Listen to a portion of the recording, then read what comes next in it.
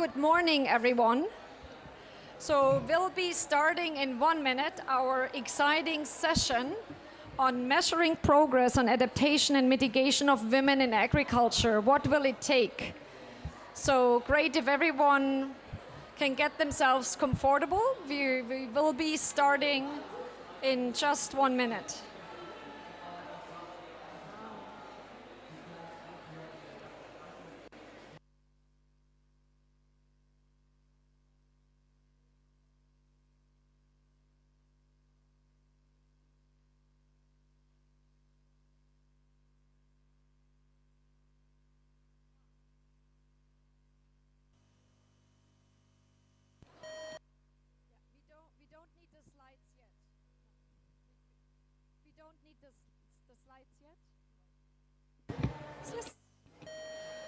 Okay, let's get started.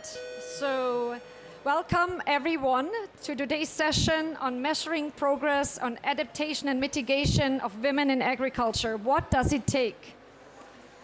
As countries develop and implement adaptation and mitigation plans and investments, monitoring frameworks to track progress towards these targets are not always sex disaggregated or focused on gender equality.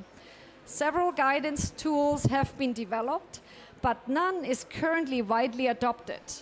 This panel discussion will engage various key stakeholders working on gender climate monitoring frameworks and metrics to distill why we need such a metric and how it should look like to support targeted interventions in the gender climate resilience space.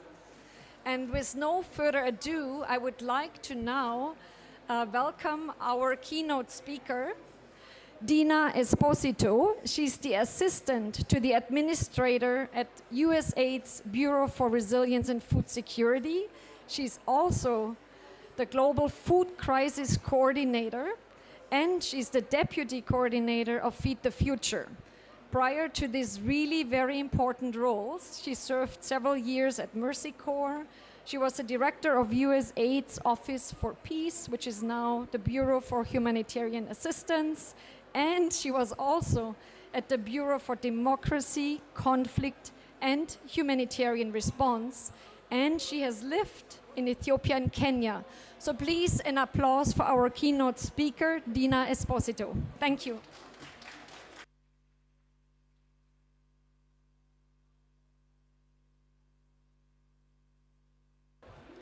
Good morning, everyone. It's great to be here, and I'm just delighted that you're diving into this really important question. It may not be the sexiest topic in the world, but monitoring, evaluation, learning is absolutely vital if we're going to get things right.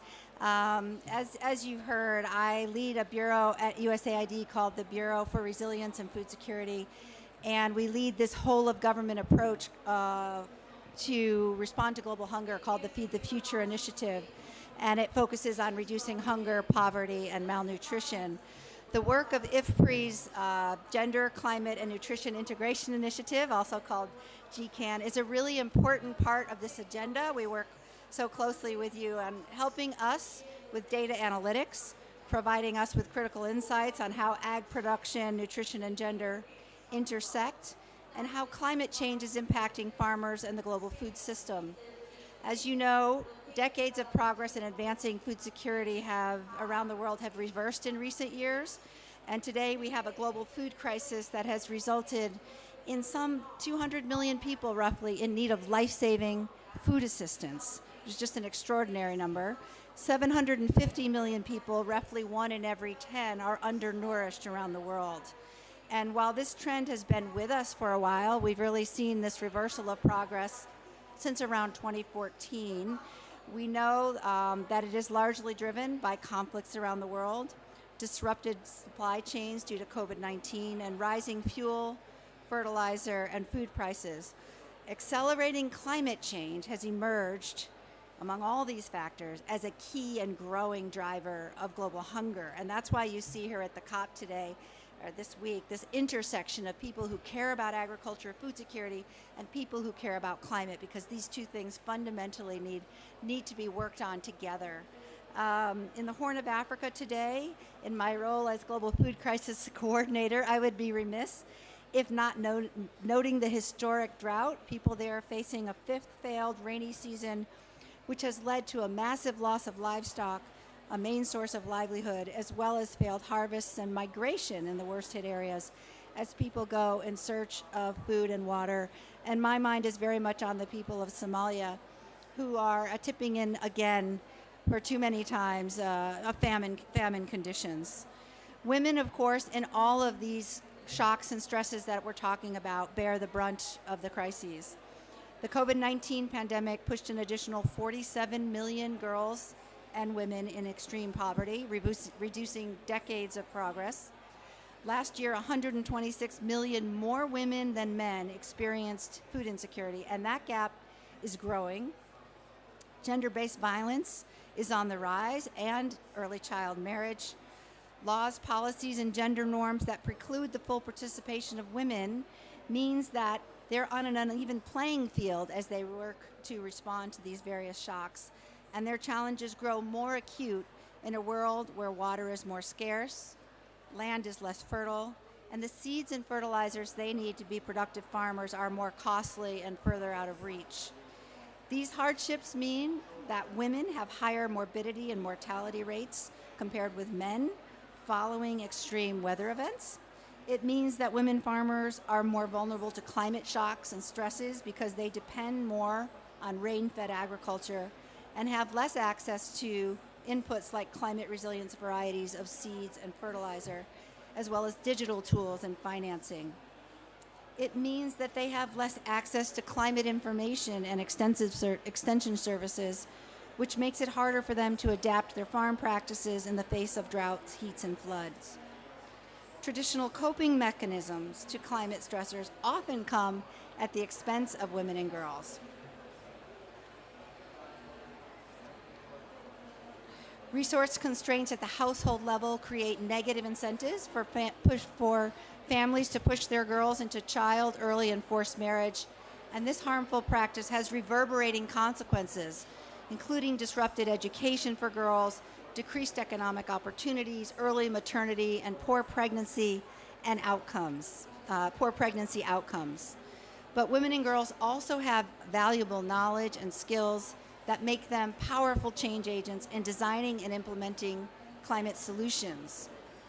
When we create inclusive access to leadership opportunities, increase women's access to finance and resources, and build their capacities to meaningfully participate in decision making, the design and implementation of climate and other development solutions are more effective, benefit more people, and increase resilience for women, their households, their communities, the nation, and the world. When women gain voice and agency, we all win.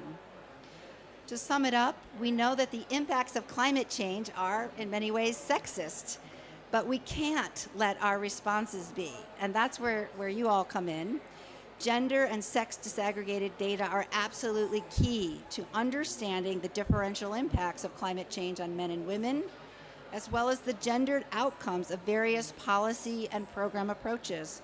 We need this sort of data, and we need to be more intentional about data-driven decision-making if we are to be more efficient and effective and intentional on scaling climate adaptation and mitigation solutions that address issues of equity and inclusion and bring meaningful and lasting changes to societies.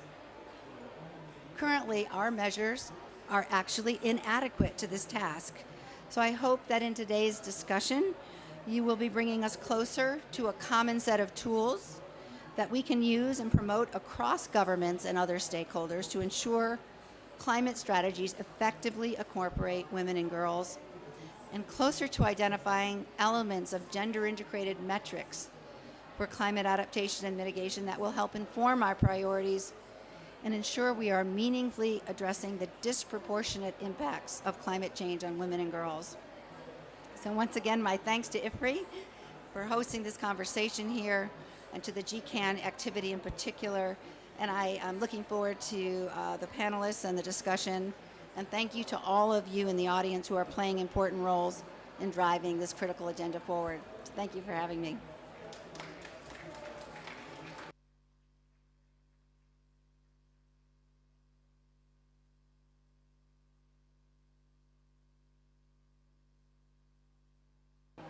Yeah, Dina was able to really bring to life the gendered differences of climate change impacts and also outcomes. And I think she gave us really a great motivational statement for this session. And I'll just add to that a few additional motivational statements and to try to make it clear why we're here in this room today. The title, as you can see, is right here. And I think we've heard most of the reasons of why. See if this is moving. I cannot move it. Yeah, so why are we here?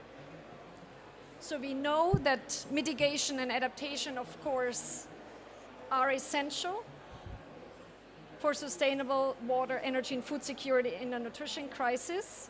But we also need this focus on women farmers. We know that in Africa, 46% of all farmers or of all workers engaged in agriculture are women. In India, 80% of workers and farmers in the livestock sector are women. And one third of the farmers in the crop sector in India are also women. So if we instead have a gender blind approach, if we think that all of our measures work for women and men equally, we are wrong. And that is exactly when we see all of the impacts that Dina has explained, that we have more food insecure women than men. We have more food insecurity in rural areas because women are overlooked. Women don't get access to information, no access to credit, no access to land. I mean, that's, I'm generalizing, but largely they're excluded from all of these services. So what we need is a gender-sensitive adaptation and mitigation framework. And if we are not able to develop such a framework, we will continue to widen the scissors or the gap between women and men, and we will not be able to achieve climate adaptation and mitigation in agriculture. So we need truly gender-sensitive approaches. Next slide. Yeah, I wanted to put in one slide on why do adaptation and mitigation matter even in low and middle income countries. There are a lot of organizations out there who feel, we should only focus on adaptation. There are a lot of countries who feel we should only focus on adaptation. But what is very important, many of these adaptation strategies that are out there, clean cooking, biogas, solar pumps, precision agriculture, they are also mitigation strategies. They're important for adaptation, they're important for mitigation. And if you adopt these practices, you can actually get some carbon credits. So Megaben, who's joining us later on as a panelist, SEWA, for example, has a project of biogas operation, where 500 women farmers got very cheap systems because the implementer gets the carbon credits. So the systems are affordable for the poorest women. Got the price down from 45,000 rupees to just 5 or 9,000 rupees. So if they would only have focused on adaptation and forgotten mitigation, none of these women farmers could have even afforded a biogas system. And now they have 5,000 women farmers waiting for the same systems. At the same time, we know that many mitigation strategies are bad for women.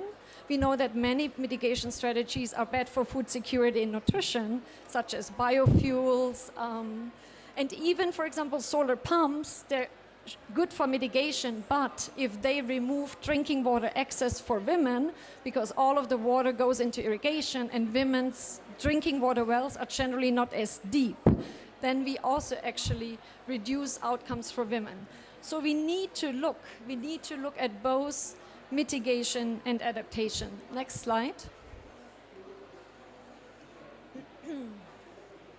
Yeah, these are just, again, some examples of why we need to look at gender-specific approaches, and we can go to the next slide. So here I just wanted to mention, any metric linked to climate change adaptation and mitigation has to be linked to a framework that considers women's constraints in a climate change world. And so we need to understand what are gendered vulnerabilities to climate stresses, such as hotspot mapping, that's ongoing already. We need to understand gendered resilience capacities. So what is the operating space of women compared to men?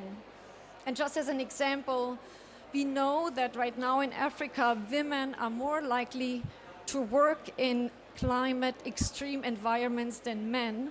So we've done an analysis. If you have a flood event, if you have a drought event, who was working 6 months before the event and 6 months after the event? And we see a larger relative number of women. Men, whenever there's these extreme events, they're more likely to leave the sector because they can more likely find jobs outside of agriculture, which is just another reason that we need to focus more resources on women.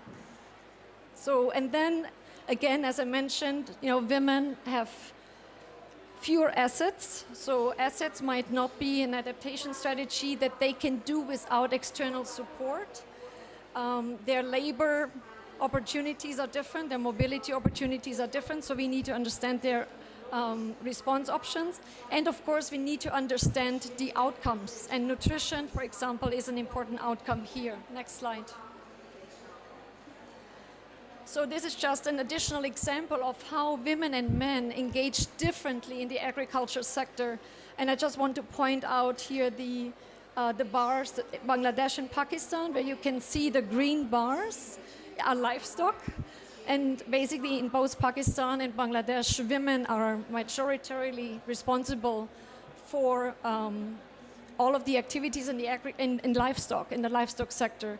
So if we focus, for example, mitigation in livestock, work with women to make sure that their income doesn't decline and that their food security and nutrition from animal source foods does not decline.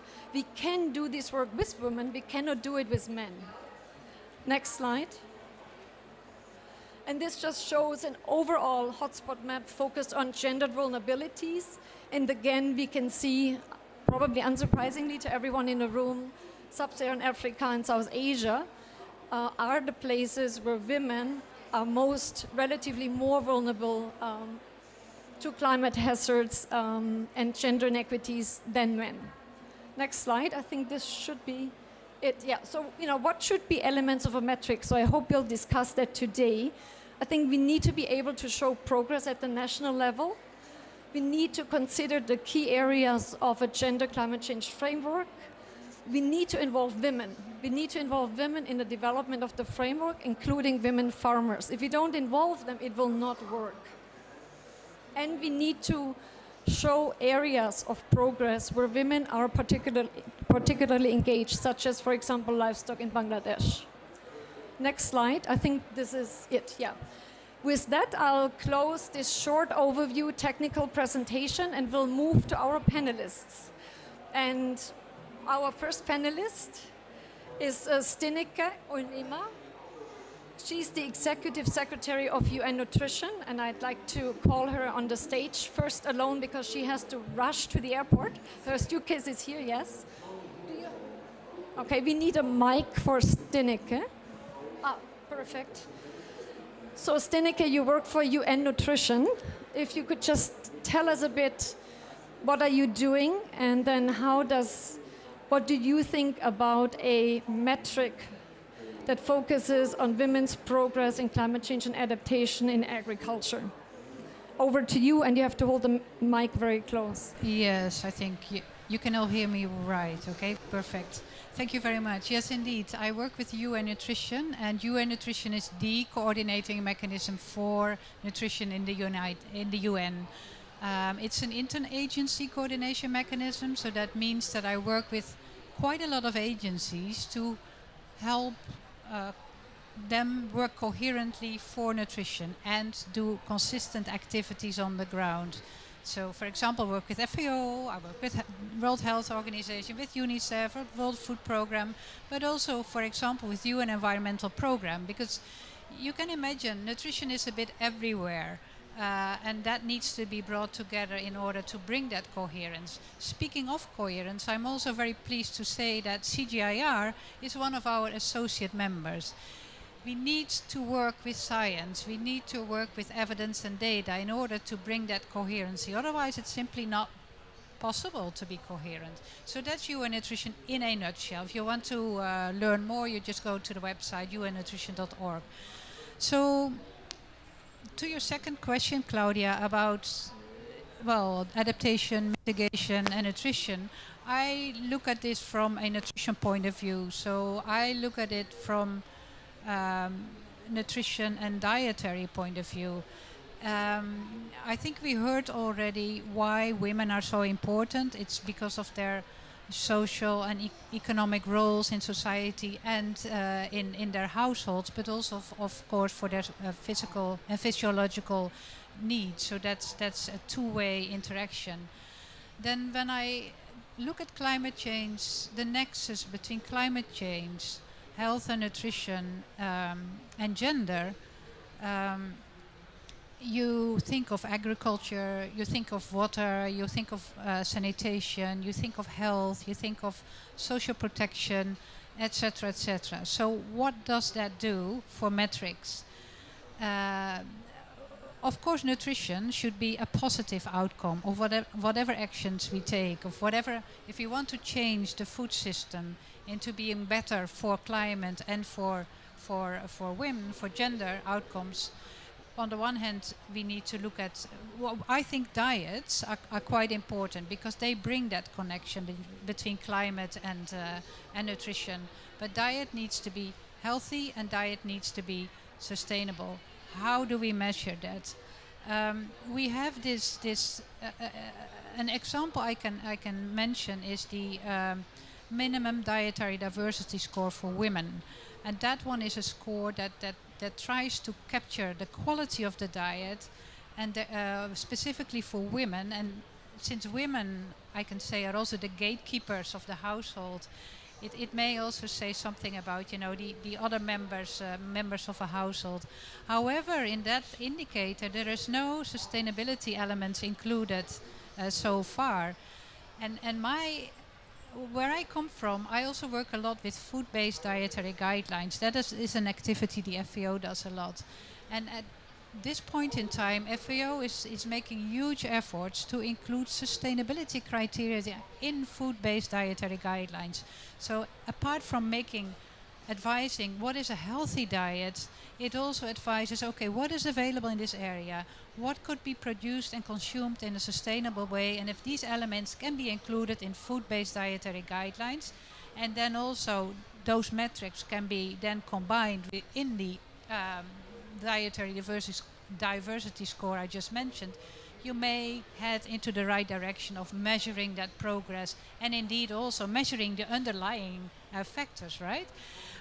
I'd like to mention two more elements that I find very important and that are not inside the indicator I just mentioned, but that need to be taken into account and that are part of your frame. One is agriculture. Women are extremely important actors in agriculture. And we like to speak of nutrition-sensitive agriculture.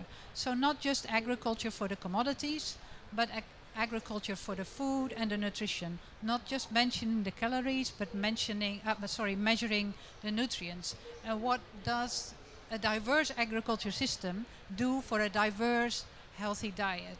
That is how we should start looking more at agriculture, apart from merely calories and income as well.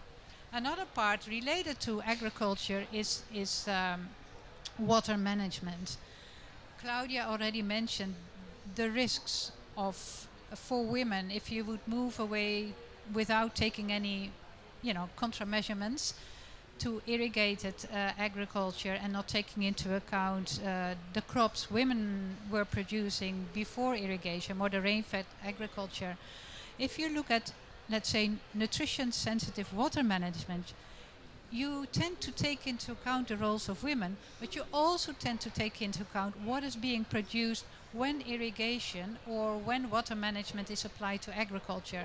So some people tend to say, okay, is it more crops per drop or is it more nutrients per drop? And that's the way we need to start thinking more and more. And now, Claudia, I cannot answer your question, how to put that in that framework. But from my point of view, these are elements that should be taken into account. And one sentence before I shut down is maybe we need a suite of indicators instead of one indicator that captures it all. It's like a suite that belong together and that could do the trick possibly. Back to you. Thank you. That's interesting. That's always the issue. You cannot reflect everything you want to reflect in a simple indicator. If you have a complex indicator, no one will use it. So we'll have to find a balance here. I'd like to now call, thank you first, an applause for Stinneke. Her car is already waiting outside to get her to the airport. So I'd like to call up on the stage our remaining panelists. So we have Jeanette Gurung. She is the founder and director of WOCAN, also called Women Organizing for Change in Agriculture and Natural Resource Management. So it's a long title. We have Nancy Omolo.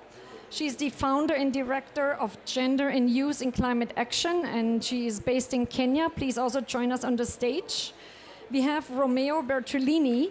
He is with the NDC partnership, so please also join us on the stage.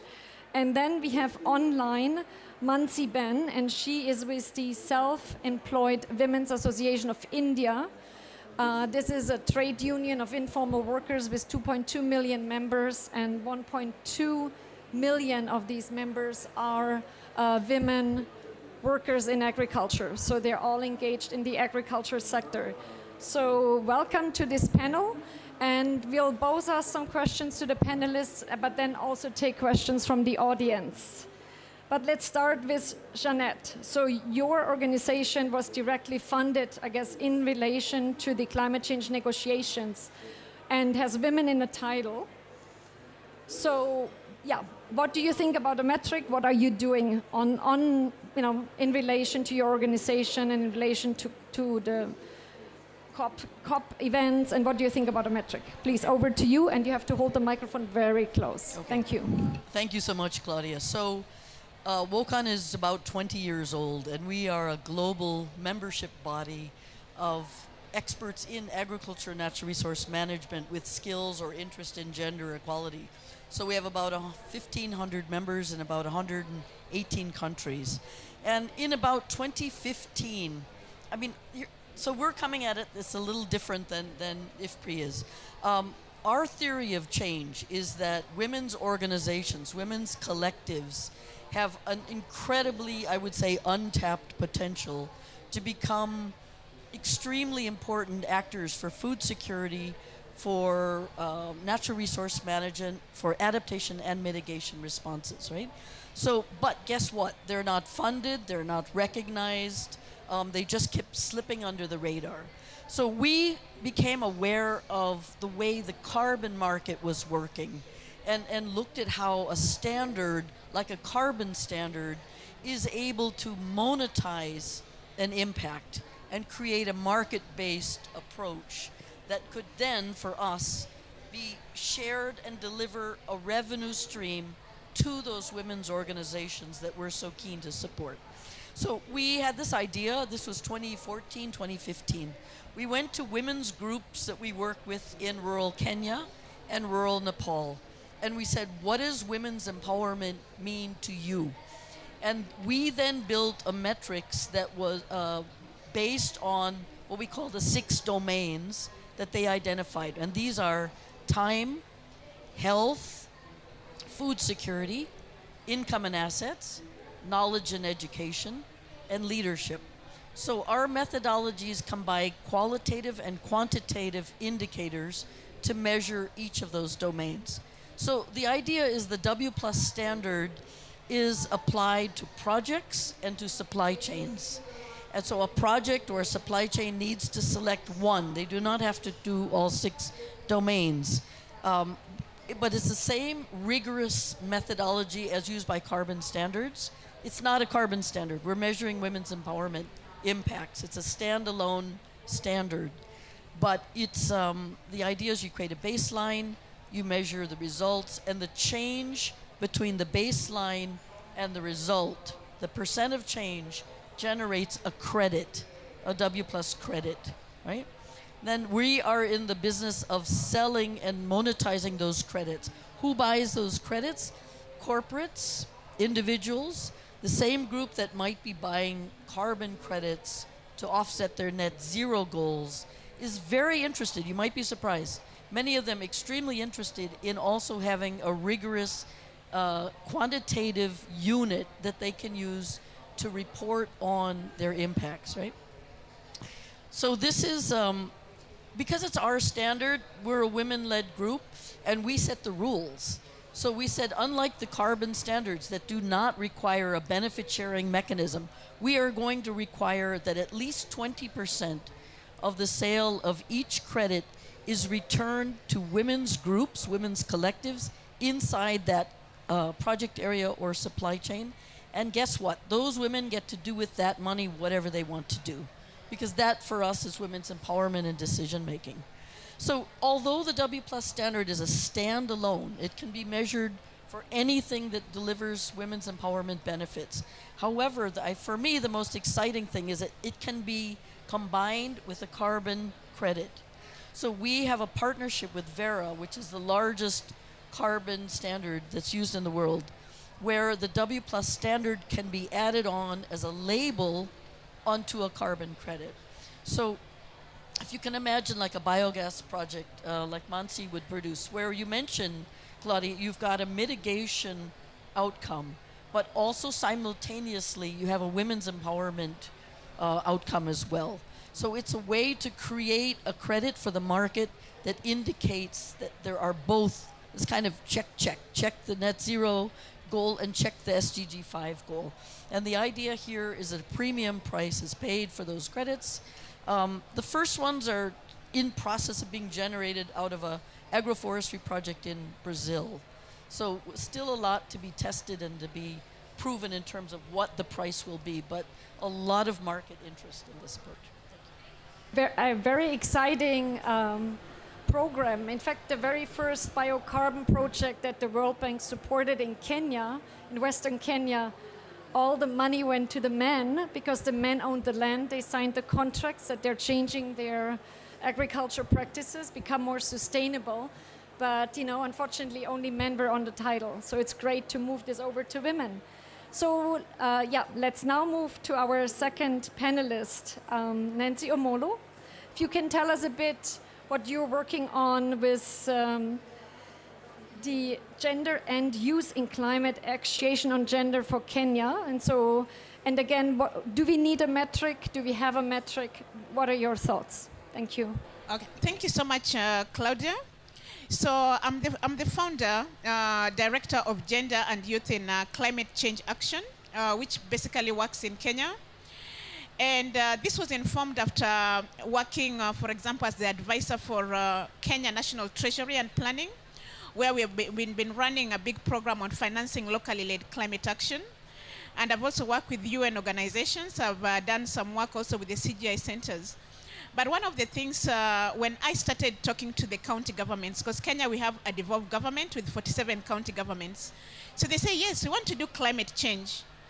But how do we do climate action, gender and climate action within my county?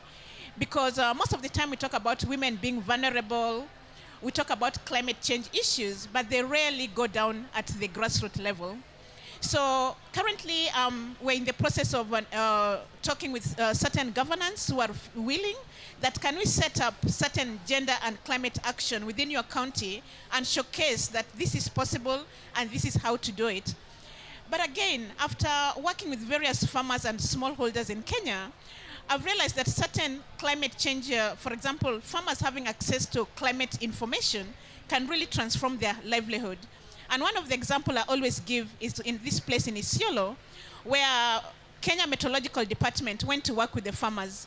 And when they went to work with the farmers, they told the farmers, we want to give you climate information.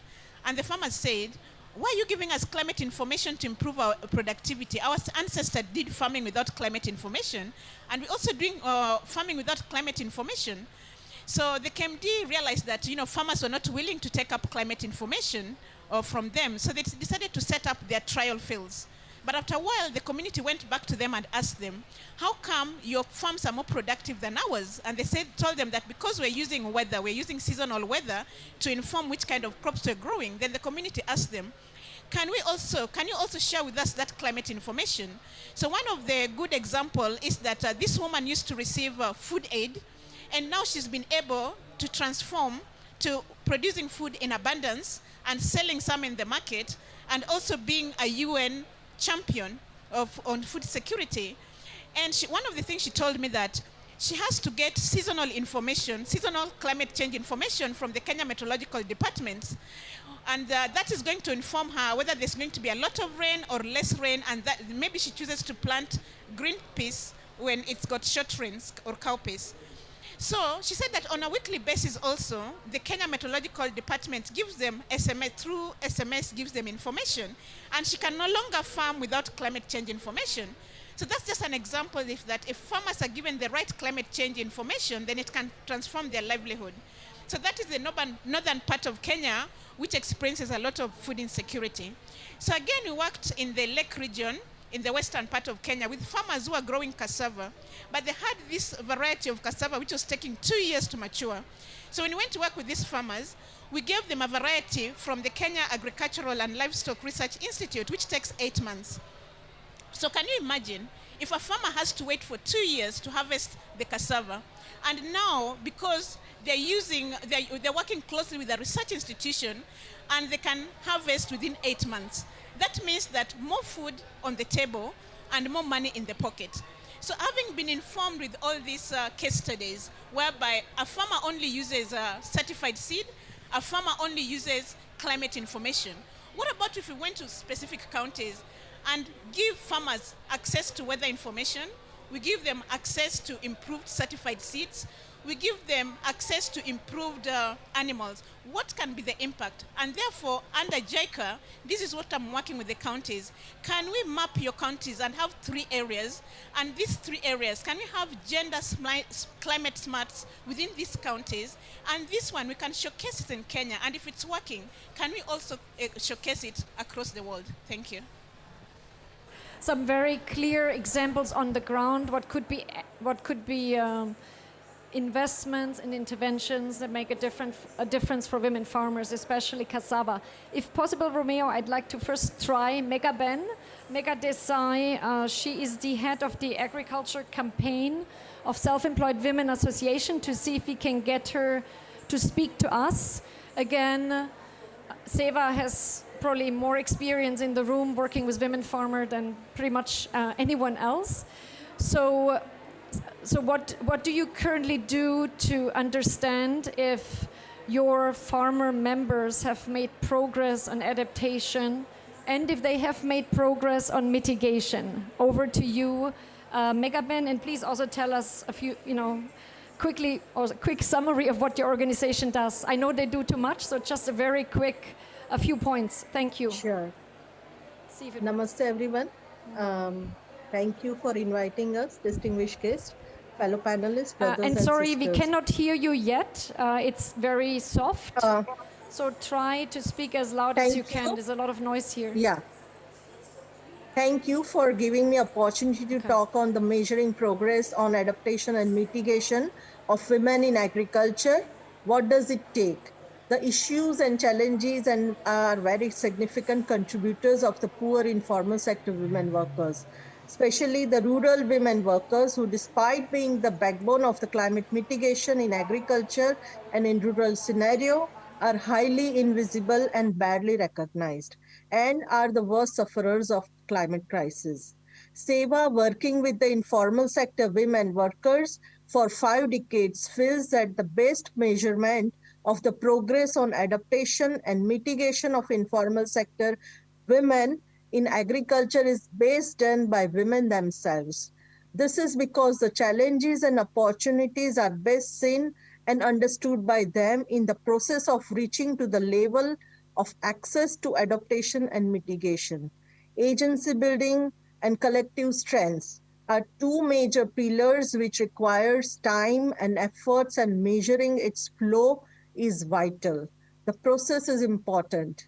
A recent internal study conducted by SEVA showed that pervasive patriarchal institutions, norms and practices, economic constraints, and culture and social norms often translate into increased instances of gender-based violence and discrimination. SEVA believes that poverty is also one kind of gender-based violence. And organizing played a significant role in addressing the constraints that they face as individual and economic producer in private as well as public spheres. Therefore, SEVA, we came together as poor, as women, as workers, no matter what caste or community or religion or even the country we belong to. Our approach of organizing women to enable their economic rehabilitation and generative livelihood opportunities help not only build their collective strengths, but also agency and decision-making power within the family, society, and community. Very often, these women are not even recognized as a worker, and therefore their work is not counted as work. We at SEVA organize these women workers to increase their collective strength to fight poverty, to bring dignity, self-respect to these workers. Once women are organized, have economic security, they feel empowered, have the courage and confidence to deal with violence at workplace, domestic, or any other kind in the agriculture, in the rural economic activities as well. SEVA has undergone an action research that includes the measurement of gender-based violence, as I said, and in agriculture, it's associated with women's economic empowerment and the need to explore how building assets and agency interact and influence of women's capacity to command, respect, recognize that paid and unpaid work that takes place in both private and public spaces. And second is take into account how women define gender-based violence and the different forms of violences in agriculture. SEVA has been organizing poor women workers from the informal economy for over 50 years now and has membership of over 2.2 million women across 18 states in India. Over two-thirds of our members are rural, and agriculture is one of the primary occupation. These not only consist of smallholder farmers with land holding less than an acre, but also landless laborers and sharecroppers. And in our experience working with poor women workers, we have witnessed how agriculture has gone from viable and sustainable to mere subsistence farming, pushing a larger portion of the workforce towards food insecurity and posing a burning question of why does farmer remain hungry? Women are the worst sufferers of climate change impact, but are also the best producers and managers of renewable energy. This has become a responsibility now due to the industrialization and urbanization, which has led to defragmentation of land, leading to migration for majority of men and women in the families, shouldering the entire agriculture, energy, and household responsibilities on women. The women farmers' challenges are compounded with factors that we all know now, the increased prices, input prices, inability to access to the inputs, food insecurity, and they are often trapped in debt burden and fall back in poverty with smallest shock in their life. COVID has aggravated the challenges with broken supply chains and higher input and transport rates, consistent market challenges, farming became non-lucrative. SEVA's experiences say that Megaben, I think we'll come back to you, but we have another panelist and a few more audience members, but I'll come back to you with a very short final question at the end. But I think, I knew that there are so many programs that SEVA is doing, and they work with so many farmers, so there's a lot of experiences. I'd like to come now to our last panelist, Romeo Bertolini, and he's with the NDC Partnership, and he'll tell us why he's here on the panel, because mitigation is a key area where women can be heard and they can benefit from. We've already heard the example here. We know the Seva biogas program. They also have a solar irrigation program. Romeo, what are you exactly doing and how do you measure progress on the mitigation side in agriculture? Thank you. Thank you very much, Claudia. And I'm going to be probably a little bit more boring than telling from the very household level and what you just did there. But it was extremely extremely interesting and extremely important. Thanks also for having me here. The NDC partnership is basically a platform of matchmaking the needs of countries in the global south with what there is on offer both nationally but also globally when it comes to the implementation of the NDCs. And needless to say that the gender plays quite a role there in terms of the mainstreaming. So our work is basically really to make sure that we work on the country level with other countries on the request of the countries, and we deliver our services through our implementing partners, development partners, which are all kinds of regional development banks, agencies, multilateral actors. And the idea here on mainstreaming gender was there because the first round of the NDCs, the nationally determined contribution, fell short often in integrating gender aspects into those instruments, which are the underlying pattern and fabric and instrument of the Paris Agreement. Now, with the gender strategy that we've been coming up with, we started to put gender in our results framework and make sure that the work is actually done on the level of our member countries across the sectors that are part and parcel of the NDCs, meaning basically that we look into the technical assistance needs also from our countries when they want to have support, and this goes along a cycle, and we've been analyzing, and let me try to look into this a little bit more detail. What kind of technical assistance needs do we see? We see, of course, equality policies around climate, and it's not only about mitigation, by the way. This is across the board and includes also adaptation, and it's also supporting intersectoral coordination and multi-stakeholder consultation, making sure that the voice of women and the gender aspects are heard in this discourse about both implementing but also enhancing and renewing the NDCs. The third one is collecting and analyzing disaggregated data to inform the planning so that you can address the needs that are out there more specifically. And then not least conducting gender analysis and design the planning accordingly. We've also hear a lot of demand when it comes to countries integrating gender in their work on the development of monitoring and accountability mechanisms with integrating gender indicators, and we have also risk assessment and response strategies that reflect different needs related to gender. And not least, of course, the budgeting and the financing of gender-sensitive activities play a role. When it comes to agriculture, this, of course, is a very cross-cutting and important part of every NDC, I would almost say.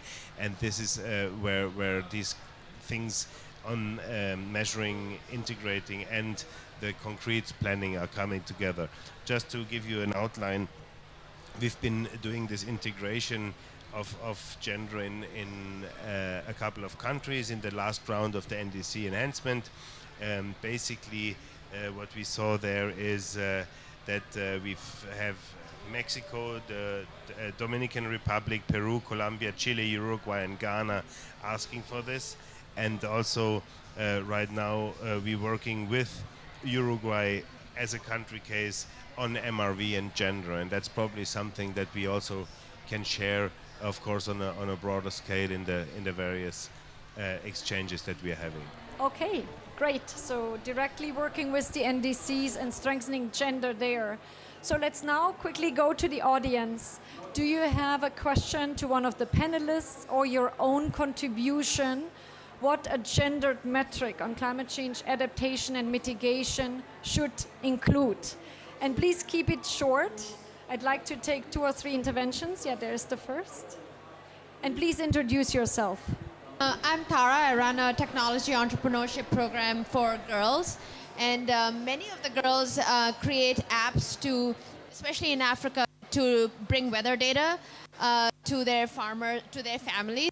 And one of the things I was curious about is low-cost sensors that can be made more accessible, so you're not relying on just one monitoring system that may not be able to cover a large area. So I was curious if you've seen any initiatives around low-cost weather data sensors that could be helpful in your climate education program. There's another question. Here, just here, Nisreen. And then after, yeah. We'll take 3 or 4. And then, yes. Thank you, Claudia, and thank you for the panelists for a very interesting discussion. My name is Nisreen Laham from the League of Arab States, Arab Organization for Agricultural Development. My question is, what best practices for measures to have gender-sensitive climate actions in terms of financial inclusions? What has been done in this term, and how we can ensure that all the returns will, or sufficient amount of returns will go to women? Thank you. Okay, and behind you, and okay, we might not be able to answer all, but there is coffee after, I hope. Thank you, Yes. thank you. Thanks for the very interesting, like this. Thanks for the very interesting presentations. I am Divine Njie with the Food Systems and Food Safety Division of FAO. I am interested in the value addition side of things. If you look at the African case, for example, women are the key, actors in value addition. So what sorts of, what comments can you make in terms of how adaptation fits into this value addition context? Thank you. And then we had 2 more, and then we're done with questions. The 2 here, because we will run out of time. But it's good to hear all of these interesting additional aspects. Please. Hi, my name is Misha Wakehoff, and I work for White River First Nation in northern Canada. I'm a youth member. I was actually wondering if you recommend any best practices or good examples of including Indigenous women in risk assessments. We're building a food sovereignty plan, and risk assessment has kind of been an interesting add-on to the document, so I'd like to know if there's any suggestions of where I would be able to find really good information for that. Okay, and then just 2 down. Thank you. I am Mansour Mohammed, Agrimet, Silsa, that means West Africa. My question is good for the last panelist, talk about integration of gender in different activities. That's my question. I would like to know if you have some indicator to show the success of this integration of gender in different activities. If you have this indicator, please, I would like to know. Thank you. That's a very good one. Okay, so unfortunately, we have 7 minutes left. In fact, rather than answering your questions, which we'll do in the coffee break, I want each panelist to tell me 2 words. What should the metric include? Only 2 words. We have heard women's empowerment, that's already 2 words. We have heard us assets, we've heard financial inclusion, we've heard nutrition. Just 2 words what the indicator needs to include in terms of components, and then we go to our closing remarks. Very quickly with Jeanette. Women's perspectives on what's needed. Women's perspectives. So okay. Nancy, 2 words. Thank you so much. I've been told to two just words. have 2 words. Okay. I think when we create this is 2 words. We need to have indicators which are gender disaggregated. I don't know how to get it into 2 minutes. You said gender disaggregated. Okay, Romeo? Address vulnerability. Say again, I didn't hear the first. Address vulnerability. Perfect. And Mega Ben, please. We couldn't hear her. Are you muted? I'm sorry. Women and climate market. So relation between their actions should reach to climate market. Okay, climate market, I heard. Yeah, so to make sure maybe carbon market. Okay, happy to address all of your questions and the panelists as well, but we have to go to our closing by John Helene, or I pronounced it wrong. He's with the CGIAR Initiative on Climate Resilience and the International Rice Research Institute, and in his closing remarks, he might be addressing some of your questions. Thank you, Claudia. I'm not going to try and address those questions, but I'll start with the questions and say that they indicate the demand that there is for coming up with these metrics. And I'll leave it to Claudia to answer the questions in person afterwards. We've heard a lot of very interesting information in this session on measuring progress on adaptation and mitigation. Just a few key ones that struck me. A lot of technologies and practices, but looking at metrics is to do with the outcomes and the impacts, particularly on gender empowerment.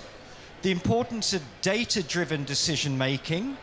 The fact is that if your metrics and approach is gender blind, you're likely to lead to maladaptation. A very strong emphasis on what does gender empowerment mean to you as a way of identifying what some of those metrics might be. Time, knowledge, whatever it might be. The fact that they're questions really show, again, the demand for this. The question is, are we talking about metric or metrics? As Claudia said, how do we find the balance between complexity and simplicity in terms of something being too complicated? It may mean that people don't use the metrics or the framework as much as we would like. And if you'll forgive me for introducing a personal bias, when we talk about metrics, are we talking about quantitative only or a mixture of quantitative and qualitative? So the challenge is there for all of us to come up with these metrics. It's needed, it's very valuable, otherwise we are not going to be able to monitor, evaluate and learn from the work we're doing in terms of women's empowerment and moving towards good outcomes and impacts. Thank you to Claudia and the panelists, and forgive me if I misinterpreted things. No, this is excellent, and in fact it gives us 3 more minutes to answer some of the questions. Thank you for your very quick summary. Anyone wants to answer metric for financial inclusion? Okay, Jeanette. Very intentionally, we built the W+ standard to do exactly that, and we will hold. So the owner of the units has to share at least 20% of the profit, right? Mm-hmm. If they don't do that, they cannot use the standard again. So we are validating against that. We are checking for evidence that that money was actually received by those women's organizations. Okay. That's a good one. Another metric that's already available nationally is bank account. Does a woman have a bank account in her own name? That is a metric you can get, it's being tracked. So that could be one we can incorporate for financial inclusion. There was a question, I believe, to Nancy, if you could quickly answer it in less than a minute, if possible. There's a question on indicators, but just to clarify, when you talk about indicators for measuring gender empowerment, when we have projects, whether they are focused on gender or just one of the things that I've tried to bring in at the National Treasury when they have climate change funds is that out of the 30%, can we ring fence it so that it goes to the women, the youth, and the marginalized? And which kind of indicators can we create so that we can use them for monitoring on this? And just to finish is that under the gender negotiation, we've been talking about climate finance with very little progress. Exactly. So how much of the budget in mitigation and adaptation intentionally goes to women, and follow up if it actually went to women? Yeah, you also had a question, Romeo, and then we'll really close. Romeo. I hope I understood it correctly, but I mean, one thing of the mainstreaming of gender into the climate nationally determined contributions is that the NDCs need to be broken down and unpacked into investments and concrete programs. And in those programs, of course, the idea of making sure that women are addressed appropriately when it comes to resilience, to adaptation, and to mitigation is a question. For instance, I mean, if you have smart agricultural methods, right, that may require investments to some extent. And we all know that in a rural setting in Chad or Niger or wherever, there is simply no bank account. There's mostly women on the farm, etc., and so on and so forth. What's the point of this? You know, you need to address it more appropriately without then superimposing a trendy kind of mechanism or an idea to a country where it doesn't really at the moment make sense without empowering the women to go down that path. So it's a very... You look at the gap. Yeah. You just look at the gap. So if bank accounts are not common, if men still have more than women, then there's a problem. Yeah. But and on the indigenous women, so we did hold a CFS event last year, specifically focusing on the concerns and the contributions of indigenous women, and so I'll directly get in touch with you on that. So let's come together, and I live in Canada too, which is also helpful. Okay, thanks so much again to everyone. I think what we've learned here is that there's a very long way to go. Also, Megaben, did you? No, I think we are really closing now.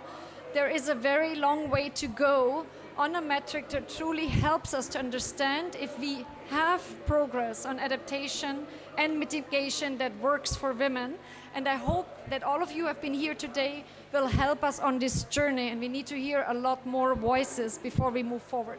Thanks again to the panel. Applause to our closing speaker, and to everyone in the room. Please give yourself a hand, because you've made it through this session. Thanks so much. The next session also focuses on gender and climate change. So if you're interested in the topic and you're willing to hear this noise level, unfortunately we have a detraction in terms of noise level, but there's another excellent gender climate change session coming up, and I hope that most of you can stay for the next session. Thank you.